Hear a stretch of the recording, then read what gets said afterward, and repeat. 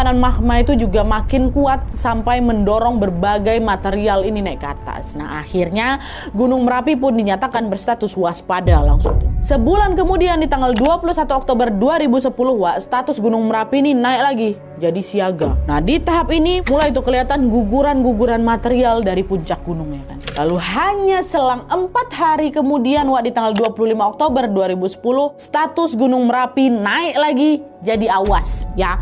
Nah, waktu itu guguran lava makin terlihat jelas, asap tebal membumbung tinggi dan wedus gembel juga mulai meluncur tuh. Akhirnya ribuan warga pun dievakuasi massal itu kan ke pos-pos pengungsian. Tapi sama seperti erupsi tahun 2006 kemarin, lagi-lagi di sini Mbah Marijan nggak mau ikut ngungsi. Bagi Mbah Marijan, dia harus tetap menjalankan perintah dari Sri Sultan Hamengkubuwono IX yang sudah memilihnya untuk menjadi juru kunci. Makanya demi menjaga amanah itu, Mbah Marijan betulan nggak pergi kemana-mana. Mbah Marijan stay di situ. Tapi sebaliknya, di saat yang sama Mbah Marijan ini juga nyuruh semua warga untuk cepat-cepat turun ke pengungsian. Nyuruh Mbah Marijan sendiri loh yang bilang. Waktu dengar itu udah disuruh turun nih, ada beberapa warga yang ngotot, enggak, saya mau stay di rumah aja gitu. Termasuk anaknya Mbah Marijan yang namanya Asih, Mas Asih, laki-laki nih, ya.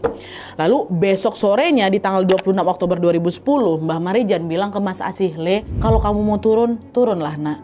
Kalau hatimu ngerasa nggak enak, turunlah nak. Ajak keluargamu yang lain. Asih jawab, saya nggak turun Pak, saya mau di sini gitu.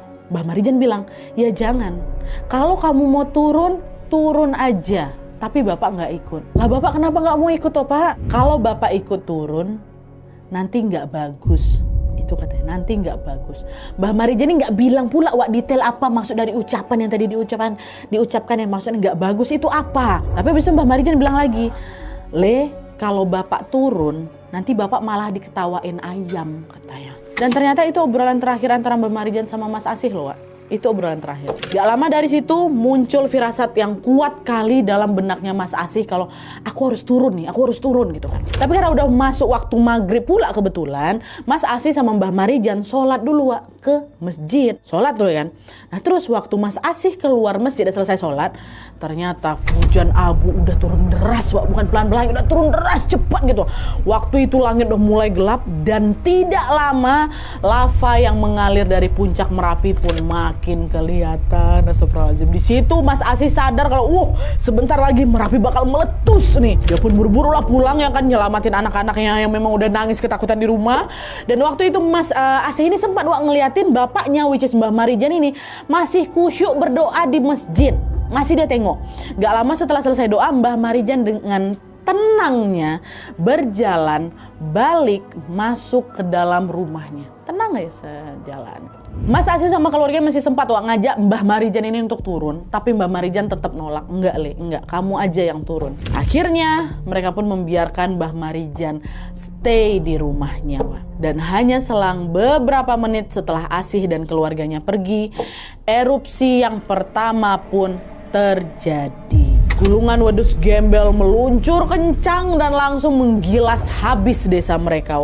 Malam itu seluruh kaki Merapi diselimuti panas dan juga gelap. Nggak ada yang tahu pasti waktu itu siapa aja yang masih selamat.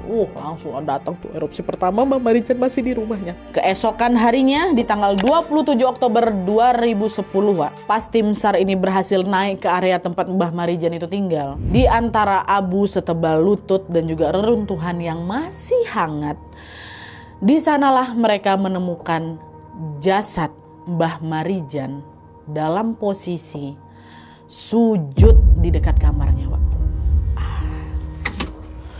Sujud. Sedih kali, Kayak gitu posisinya Mbah Marijan. Dengan penuh rasa haru, tim SAR pun mengevakuasi jasad Mbah Marijan bersama beberapa warga lain yang memang tidak sempat menyelamatkan diri. Nah, awalnya orang-orang mengira kalau Mbah Marijan ini meninggal karena tergilas wedus gembel lah ya kan. Tapi setelah dicek sama tim medis, disimpulkan kalau Mbah Marijan itu nggak kena wedus gembel sama sekali. nggak kena. Jadi gulungan wedus gembel itu cuman lewat di samping badannya Mbah Marijan. Tapi dia kan lewat di samping nih. Suhu yang lewat nyamping ini tetap panas, Wak. Panasnya bisa sampai 300 derajat Celcius. Jadi walaupun nggak kena langsung ke badan, Mbah Marijan ini tetap nggak selamat. Karena apa? Setelah terpapar sama suhu se-ekstrim itu. Tapi beliau nggak digilas sama wedus gembel. Kalau digilas, Wak, mohon maaf, udah nggak